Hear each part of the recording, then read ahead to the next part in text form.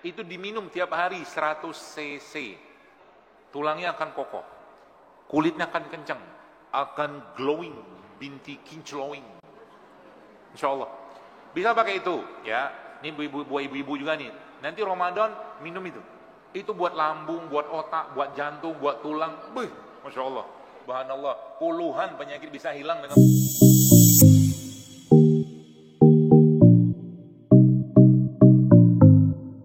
Dalam 11 bulan sebelum Ramadan saya tanya, lebih banyak toksin, ya. Toksin bahasa kita gitu ya. Toksin tahu ya? Bahasa terjemahannya toksin itu racun, tapi nggak racun-racun banget, yang nggak sehat apa gitu. Bahasa saya toksin aja ya, supaya paham. Nah, sekarang saya tanya, dalam 11 bulan itu lebih banyak toksin dalam urusan makanan minuman, atau bahasa lainnya lebih banyak toksinnya jasad kita atau lebih banyak toksinnya hati kita? Jawab. Banyakan hati, ya kan? Dari kita makan yang gak sehat selama 11 bulan itu, dibandingkan dengan toksinnya hati kita, banyakkan toksin hati, percayalah. Bahkan waktu makan pun kita kasih toksin ke makanannya. Kok bisa? Saya jelasin. Bingung kan? Gini, saya pernah bilang, kalau Anda pengen makan sesuatu, maka makanlah dengan bahagia, dengan tenang, dengan tanpa curiga. Itu. Kalau Anda lagi makan, lagi mau makan itu tiba-tiba muncul curiga dengan makanan ini, mendingan gak usah makan. Nah, contohnya begini biar gampang. Sini kan sebelah ini kota, kota Tangerang gitu ya. Terus Anda pergi ke agak pinggir-pinggir sedikit.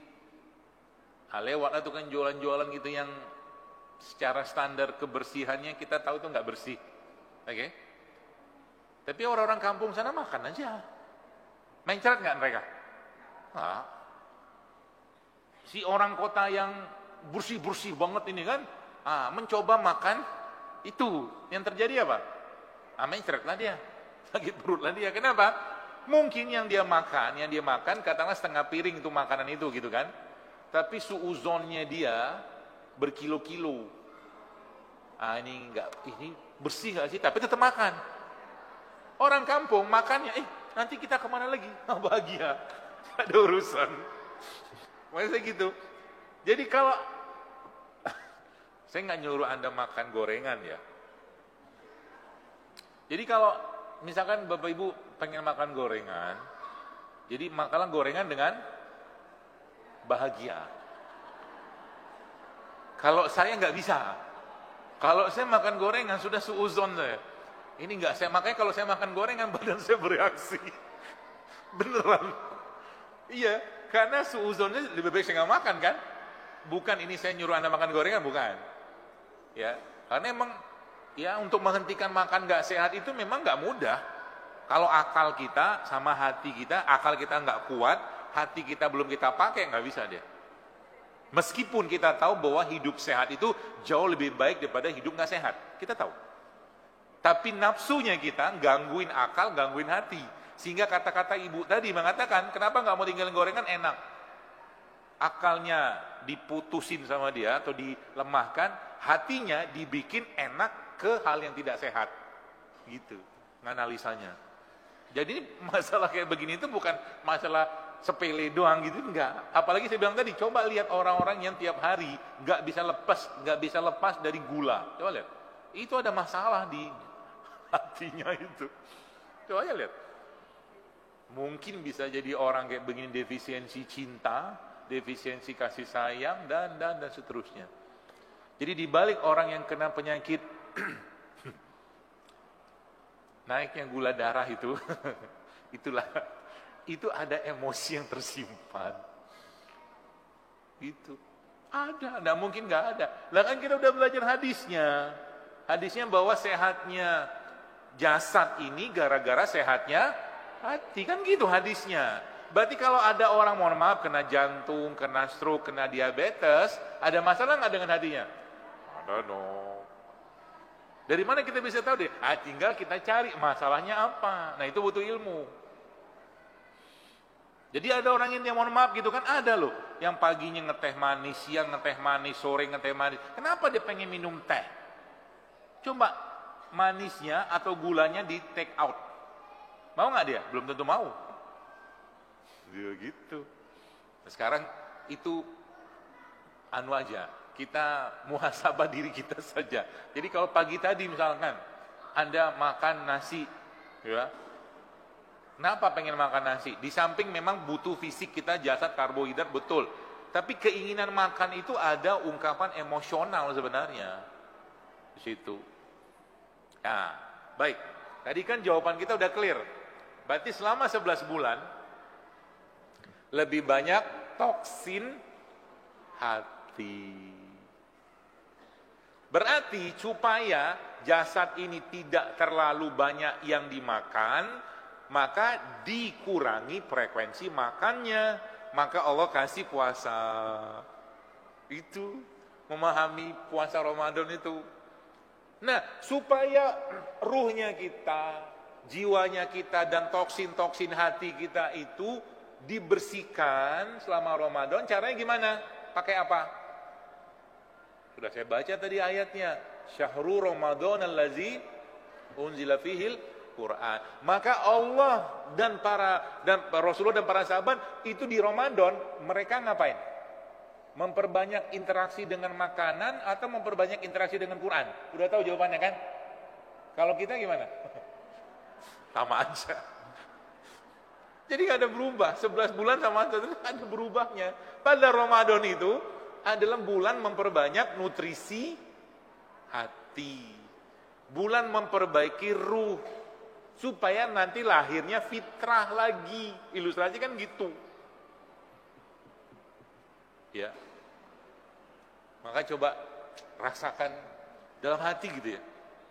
Coba rasain, ya Allah, aku ngomong nanti lagi doa gini kan. Ya Allah, aku bahagia dengan kedatangan Ramadan. Makanya kan sampai bahagia itu diungkapkan dalam doa yang kita baca. Allahumma balighna Ramadan. Wa barik lana fi Rajab, wa barik lana fi Sya'ban, kan gitu. Seakan-akan kebahagiaan itu kayak misalkan nih, mohon maaf gitu ya. Anda punya anak yang 3 bulan lagi mau wisuda, udah senang banget, ya Allah anakku wisuda, gitu loh. Begitulah ilustrasinya Ramadan itu. Sampai supaya kita datang Ramadan itu udah berlimpah ruah kebahagiaan. Di Rajab dan Sya'ban ini apa yang Nabi kita sallallahu alaihi wasallam lakukan? Nabi SAW memperbanyak puasa di Rajab dan Sya'ban. Bahkan beberapa orang menyebutkan bahwa di Sya'ban itu Nabi hampir tiap hari seperti orang puasa. Supaya Ramadannya full kebahagiaannya. Dan subhanallah ya, Masya Allah, kadang-kadang kita lihat hadis tentang Ramadan. Kata Nabi apa? Kebahagiaan orang berpuasa ada 2. Apa?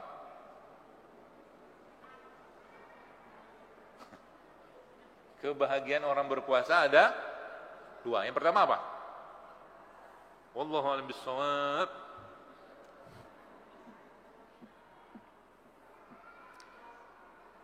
Yang pertama, saat dia berbuka. Jadi buka itu bahagia. Ya, lagi berbuka itu bahagia. Dan waktu berbuka itu adalah waktu yang mustajab. Makanya lagi dekat-dekat mau buka Ramadan atau buka puasa atau iftar itu jangan ngababurit apa. Doa. Maghrib jam 6. Doa tuh. Gelar sejadah doa. Mustajab doanya. Waktu buka nanti doa lagi. Wis, doa apa aja? Ya Allah, semoga aku bisa tak haji, umroh, segala macam doanya. Karena mustajab doanya. Jangan kumpul-kumpul, ngoceh-ngoceh, nggak jalan, nggak usah.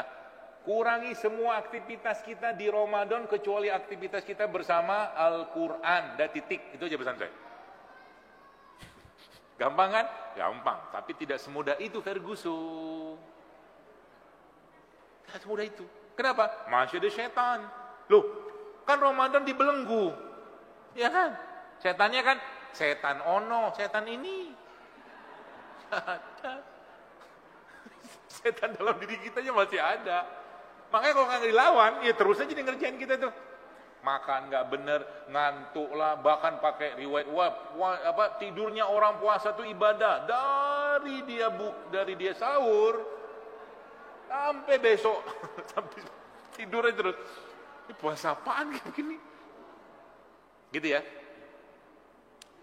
Nah, jadi caranya Allah untuk menyehatkan badan kita itu dengan cara apa? Dikurangi makan, dipuasakan kita. Maka bersyukurlah kita ada puasa itu. Yang kedua apa? Nabi SAW setelah para sahabat mencontohkan kepada kita semua, mereka tuh di bulan Ramadan menghentikan semua aktivitas mereka kecuali aktivitas mereka dengan Quran. Maka nggak heran kita pernah dengar hadis atau riwayat Utsman bin Affan radhiyallahu anhu itu dalam satu rakaat witirnya bisa menghatamkan Al-Quran. Coba. Satu rakaat witir. Ya. Quran tuh kalau dibaca full ya, kalau dibaca full 30 juz mungkin ada 10 jam. Saya nggak tahu tuh cerita hadisnya atau riwayat itu kayak apa, nggak tahu lah saya. Tapi mereka itu, ada beberapa riwayat menyebutkan kan, beberapa mereka itu bahkan menghatamkan Quran sehari. Ada loh. Setiap Ramadan menghatamkan Quran, satu kali khatam sehari. Gimana nggak menjadi generasi yang terbaik? Kenapa? Bayangin ya. Ini handphone. Ya, ini saya kasih tahu ilmunya. Handphone ini banyak aplikasinya nggak? Banyak, baik yang kita install ataupun diinstal sama yang buat, kan gitu. Oke? Nah, saya tanya sekarang, handphone kita nih paling banyak pemakaiannya buat apa? Paling WhatsApp. Ya kan? Padahal instalasinya berlimpah ruah. Bisa buat ini, bisa buat itu segala macam. Jadi apa hubungannya sama Quran tadi itu? Quran itu kayak membahasakan, dia seperti aplikasi software. Ketika ada orang baca, dia dapat feel di situ, dia dapat hati di situ, kayak install dia. Contoh, dia lagi sedih gitu kan, dia baca surat Yusuf. Surat Yusuf itu yang disebutkan para ulama, kalau surat ini dibaca, maka Allah akan angkat kesedihannya. Install gitu. Terus Anda pengen punya semangat, misalkan dalam beramal, nanti ada surat lain, ayat lain. Ada bayangin waktu Ramadan apa yang terjadi kalau tiap hari kita begitu. Install lagi, luka-luka lama, hati yang sakit, dendam, benci, cuk. Kayak mungkin bahasa orang laptop itu defrag. Ditambah lagi, pasang lagi, kokoknya cek gitu lagi, bersiap untuk menghadapi 11 bulan berikutnya. Allah kasih lagi 10 hari yang lain. 10 hari Ramadan terakhir itikaf itu dipersiapkan Allah untuk mengokohkan jiwa kita dengan Quran. Sehingga waktu 10 hari terakhir Nabi kita SAW ngapain? Gak mau berinteraksi bahkan dengan manusia aja gak mau. Interaksi beliau SAW dengan siapa? Allah saja. Maka beliau di masjidnya sendiri SAW itu bahkan bikin, dalam masjid pun bikin tenda. Gak mau diganggu. Nah kalau nanti bapak ibu, ya ibu-ibu terutama ya, suami Anda nanti belum pernah itikaf, suruh dia itikaf. Pergi kau itikaf. Mau itikaf yang full 10 hari lebih bagus, atau mungkin masih ada kerja, nggak apa-apa. Pokoknya pergi itikaf. Karena laki sejati itu laki yang itikaf. Gitu baru istri. Nanti dia, istriku mendadak soleh nih kata dia kan. Dapat bonus. Bonus karena menjadi soleh. Gitu. Ya. Jadi dia seperti aplikasi. Dia akan buang yang jelek, dia pasang yang botek, kayak mungkin bahasa saya itu kayak film Iron Man gitu loh. Itu kan Tony Stark, saya aja hafal. Dia lihat film gitu kadang-kadang lihat juga. Apa sih yang mau dibikin sama si Wood itu tuh? Hollywood aja.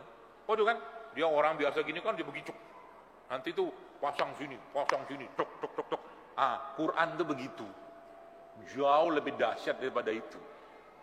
Jantung kita dibenerin, ginjal kita dibenerin, paru kita dibenerin, tok, kokoh dia. Siapin tuh, 10 hari berikutnya disiapin lagi sama Allah. Di 10 hari, kapan? Zulhijjah. Kalau Ramadan 10 harinya adalah di hari terakhir. 10 harinya di Ramadan itu malam. Kalau Zulhijjah itu di siang. 20 hari untuk 365 hari. Allah mengokohkan kita. Coba, Masya Allah kan. Buat bersiap untuk disakiti oleh hidup. Bersiap disakiti oleh hidup.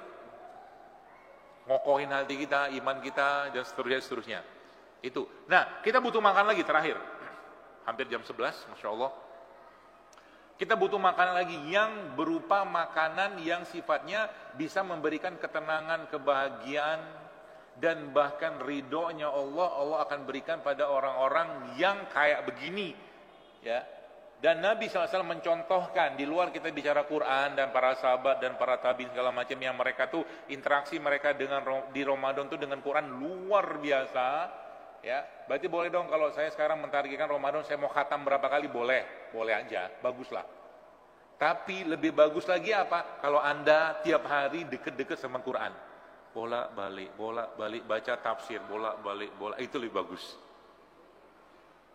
Itu lebih dahsyat. Itu yang saya bilang mulai nyelam.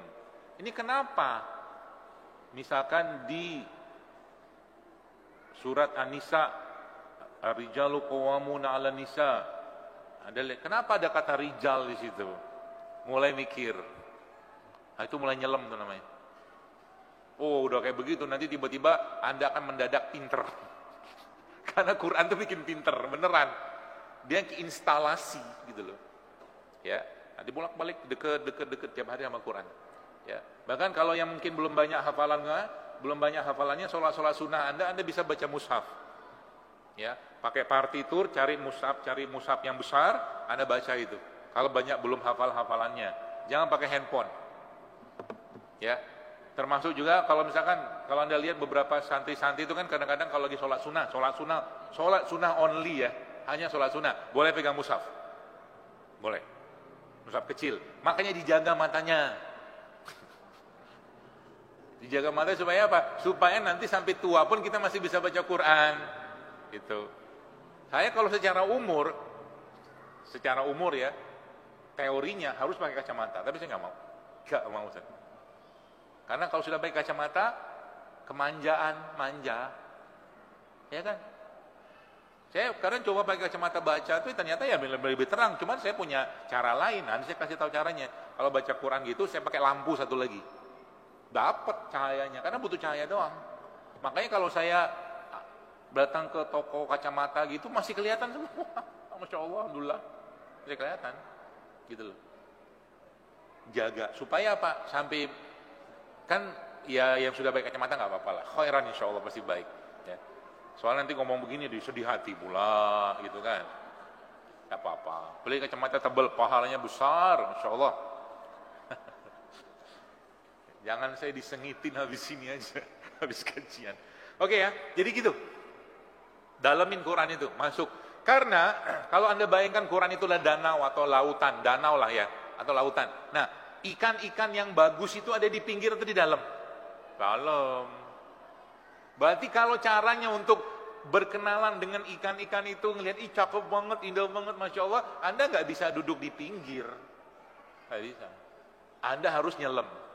Nah, nyelamnya Quran itu apa? Anda berinteraksi sama Quran. Baca terjemahnya, baca tafsirnya, nanti buka handphone, lihat kajian Ustadz ini tentang surat ini apa. Oh, keren. Anda lagi pengen memperbaiki keluarga misalkan, nah maka lihat Quran. Quran itu bicara keluarga, ada berapa keluarga dalam Al-Quran disebutkan? Coba saya sebutkan. Yang bahkan jadi surat. Nah terus nanti mikir lagi kan, oke, Ali Imran. Kenapa Ali Imran pakai Ali Imran, tapi kenapa Luqman gak pakai Ali Luqman? Mikir lagi kan? Kan Ali itu kan keluarga, tapi Imran itu dijadikan Ali Imran, keluarga Imran. Tapi Luqman itu cerita keluarga gak? Tapi gak pakai Ali. Ah, mikir lagi kan? Ah, gitu. Ramadan tuh waktunya tuh. Tiba-tiba tuh dendamnya, hutang pengasuhannya, bencinya, marahnya, hilang. Dibersihin sama Quran. Nah, satu lagi yang saya bilang tadi, makanan jiwanya kita yang kita harus perbanyak saat Ramadan apa? Yang dicontohkan Nabi kita alaihi salatu wasallam dan para sahabat, yaitu apa? Sedekah. Maka jangan pernah tiap hari di Ramadan Anda tidak bersedekah. Rugi banget. Bahkan kalau bisa, mungkin ada yang pergi umroh, ya, lagi Ramadan itu titip sama mereka di sana, terutama yang lagi di haram. Karena di haram itu disebutkan bahwa pahala satu rakaat di sana kan 100.000 kali kan, satu rakaat pahalanya. Maka ulama menyebutkan juga sama juga dengan pahala sedekahnya di sana itu juga dikalikan 100.000. Jadi ketika Anda titip uang 100.000 ke teman yang lagi di haram dan sedekah ke situ sekali itu pahalanya 100.000 kali 100.000. Masya Allah kan? Beda sama kita di sini. Meskipun itu hitung-hitungan kita aja, dihitungan Allah kan Allah lebih tahu lah. Ya. Nah, makanya sedekah yang paling baik waktu Ramadan ngapain? Ngasih makan orang berbuka. Tiap hari itu kerjain. Dokter, saya tidak punya anggaran untuk kasih makan orang. Tak apa, saya kasih tahu caranya. Caranya gimana? Waktu suami Anda mau berbuka puasa, waktu anak Anda mau berbuka puasa, di depan mereka sudah ada kurma, Anda ambil kurma Anda, kasih dia, Anda ambil kurma dia, makan. Maka Anda berbagi kurma sama dia, kurmanya Anda. Itu sedekah, insya Allah. Emang bisa sesimpel itu? Iya. Gitu kan. Dia lagi mau minum kayak begini, mau batalin puasanya pakai air putih itu, Anda ambil airnya, Anda ambil air, kasih air Anda ngasih dia air. Kayak seperti sedekah gitu. Itu yang bahasanya menyediakan makanan orang itu juga nggak dikerjain. La ilaha illallah. Coba. Kan saya guyon aja. Jangan manyun gitu, Bu. Harus senyum. Ada masalah senyum, nggak ada masalah senyum. Baik senyum sendiri ataupun senyum sama orang lain. Termasuk juga senyum sama apa tuh? Pohon. Ajak ngobrol. Belum pernah tuh ngobrol sama pohon. Udah kan? Yang ibu-ibu bapak-bapak yang punya kucing kan sering diajak ngobrol kucingnya. Tidak apa-apa karena orang pintar sama orang gila itu beda tipis. Katanya begitu. Saya sering kalau pagi kadang-kadang jalan, ngajakin ngobrol pisang. Sang, makasih ya. Udah kasih oksigen, dia bilang. Itu. Kadang-kadang kalau pohonnya agak besar saya peluk. Peluk? Wih, belum pernah meluk pohon. Enak banget, serius. Itu ada risetnya. Beneran, peluk pohon.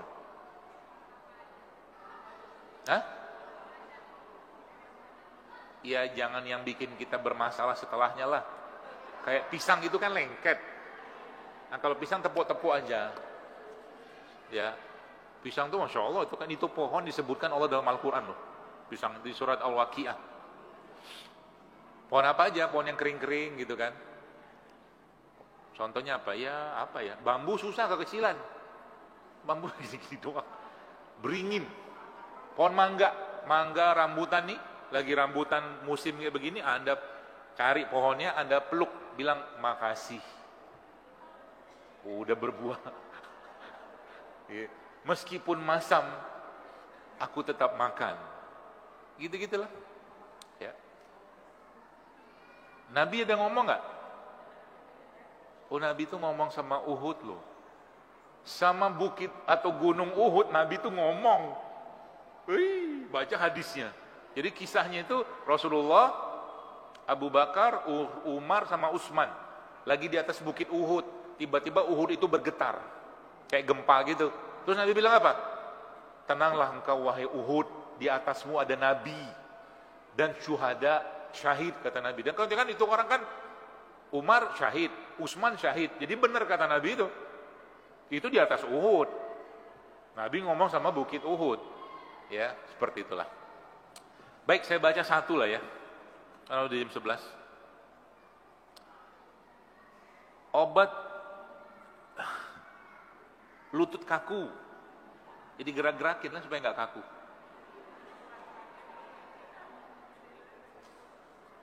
Banyak. Salah satu penyebab kekakuan di sendi ya, itu karena kurangnya kolagen. Kolagen tuh mungkin bahasanya itu kayak olinya sendi lah, ya. Tapi dia juga punya fungsi ke kulit. Jadi bisa bikin kencang kulit. Nah, itu kolagen. Di mana kita bisa dapatkan kolagen? Gak usah beli, bikin aja. Pakai apa? Ceker ayam bisa. Cangkang telur bisa. Cangkang telur itu dihancurin, ya, dibikin bubuk nanti, nah itu kolagennya tinggi. Cuman harus dikasih tambahannya dia. Jadi kalau Anda bikin sup ceker, itu sup kolagen. Kasih bumbu yang banyak di situ, tapi nanti harus ada vitamin C sama kuper di situ. Vitamin C dapat dari mana? Dari cabai. Cari cabai yang nggak pedas, campurin ke sup cekernya. Terus tambahkan kuper. Kuper dapat dari mana? Paling gampang kuper itu dari hati, liver. Hati ayam, campurin situ. Boleh pakai yang lain nggak? Boleh. Oyster juga boleh, campurin. Dikit aja. Karena kolagen itu akan aktif kalau ketemu dengan vitamin C dan kuper. Kuper itu tembaga. Nah, jadi bikin supnya, bumbunya yang banyak, ya, dibikin kental, campurin liver atau oyster atau jamur juga boleh, campurin cabai buat sumber vitamin C-nya. Itu diminum tiap hari 100 cc. Saya nggak tahu ini berapa cc ini. Ini nggak nyampe 100 cc, setengahnya inilah ya. Nah, itu nanti tulangnya akan kokoh, kulitnya akan kencang, akan glowing, binti kinclowing. Insya Allah. Bisa pakai itu, ya. Ini ibu-ibu juga nih. Nanti Ramadan minum itu. Itu buat lambung, buat otak, buat jantung, buat tulang. Beuh, Masya Allah. Ya, itu namanya kaldu. Kaldu kolagen. Kalau nggak pakai itu bisa pakai apa? Bisa pakai tulang. Tulang sapi boleh, tulang kambing boleh. Kan banyak tulang tuh kan nggak ada harganya, kan murah-murah juga lah, kan kadang-kadang dibuang. Minta ambil tulang itu, tapi syaratnya apa? Kalau Anda mau bikin kaldu tulang, minimal ngerebusnya itu 8 jam. Pakai api kecil aja. Supaya dia punya kolagennya keluar. Nanti kalau kolagennya keluar, di airnya itu, taker aja nanti tulangnya berapa, airnya berapa, yang penting nanti kental dia. Ya. Nah itu, kalau nanti dia kolagennya keluar, di dalam air itu nanti akan ada seperti lemak. Itu bukan lemak, tapi kolagen. Karena tulang mana ada lemak. Ada sih, teman bukan itu yang saya maksud. Tapi maksudnya itu kolagennya itu, minyaknya itu. Nah itu juga sama. Jadi kalau bikin kolagen harus ada vitamin C, harus ada kuper atau boron. Dapatnya dari mana? Dari cabai atau enggak liver. Campurin liver dikit. Jadi cara gampangnya gini, saya pernah bikin dulu. Tulang kambing diituin, masak gitu kan. Nah, nanti makannya sama oseng-oseng liver. Hati, oseng-oseng hati. Tapi jangan pakai minyak yang sehat ya. Ya mau pakai butter boleh, mau pakai ghee boleh, mau pakai minyak kelapa boleh, ya, atau minyak dari lemak hewan, nah itu oke.